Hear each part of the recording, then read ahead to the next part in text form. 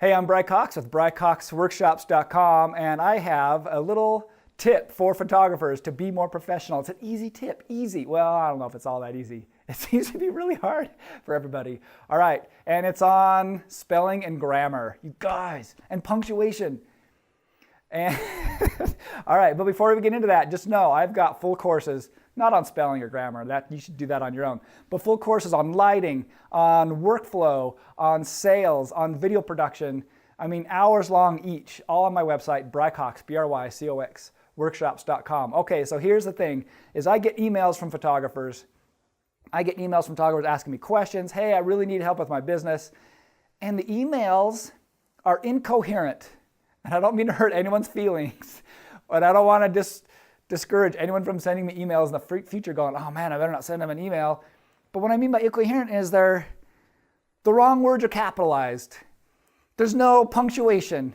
They're run-on sentences, or it's all caps. And I'm like, I can tell you without knowing anything about seeing your images, what's wrong with your business, and that you don't seem professional. And I'm so sorry to say that, but guess what?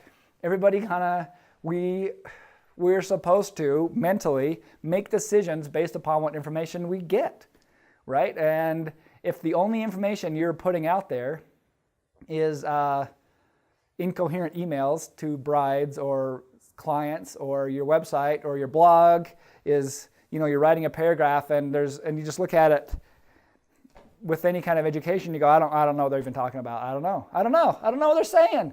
Then it's going to turn away a chunk of people.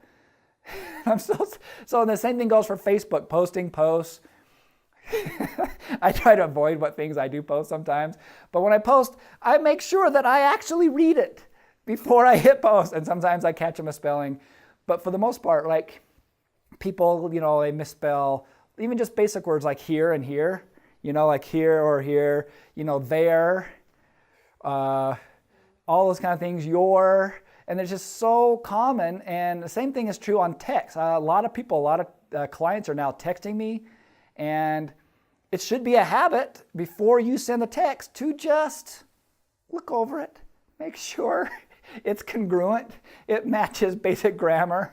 You just go da da da da da da da. Oh, I should add a comma, hit send. Just easy, those kind of things. And I've actually had comments from suppliers over the years who said, I really appreciate that you, even in a short email, that you use full sentences and that you have concise thoughts.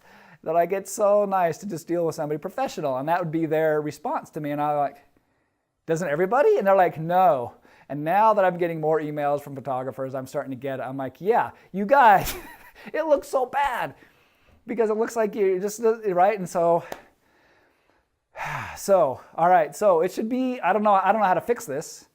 I don't know if there's like an adult way of learning grammar, if there's like a book out there or videos or something, but I guarantee there's got to be something. This is the internet. The age of information is in front of us. It's easy to find this kind of info. But I know photography is everybody's dream. It's something you can kind of get into without an education. But if that means you don't have much of an education, then you should still try to present yourself as somebody who is educated and use proper grammar and anything like that. Do you want to add anything, Trajan? Sure. I have Trajan in the background as a business guy. I'm just out of curious. I've not prepped him. Any I'm so thoughts? glad you asked me because I was raised by an English teacher and an Oh, attorney. my mom was an English major. Oh, really? Yeah. Okay, so you know So what I'm she would talking always about. correct So, me, yeah. Yeah, she would correct me all the time, which is great. So I know a little bit about grammar. I know how easy it is to make mistakes if you don't read things through. Yeah. Because I do it sometimes. And I work with a company that their CEO, like the top guy, sends me emails that I cannot understand sometimes. Yeah. Because he doesn't punctuate. Yeah. So they're run-on sentences. It makes sense which to I him. think- He's yeah. like, that makes sense to me. Because you're in a hurry, so you're writing it down. You're just, because I know some people just do a lot of email. They do a lot of things on email. You get in a hurry, but I don't think that he reads through it. And I've told him this before. I said, you need to either read through it or have somebody proofread your emails if you don't feel comfortable doing it, because you come across like an idiot. Yeah. In your emails. I know he's not. He's very smart. He's And got it's a great surprising business. that he's become a CEO, unless it's just a Right. company he started. But if like, it'd be really odd. It would be like to me to see somebody get a job and work their way up and become the head of something. Right. That way. And I've been CEO of a company. I ran an agency that had 30 people, and I had several meetings with the entire company to lay out on the chalkboard or the whiteboard writing, this is the difference. This is when you use your, and this is when you use the contraction you are. Yeah. Or it's, and it's. Yeah. And actually in the meeting, I was describing the difference between it's, and it's, and one of the managers jumped up and said, well, there's also the it's possessive, which doesn't exist. So that's how deep this problem goes. That even high-level managers are trying to teach the employees the wrong usage of the word it's.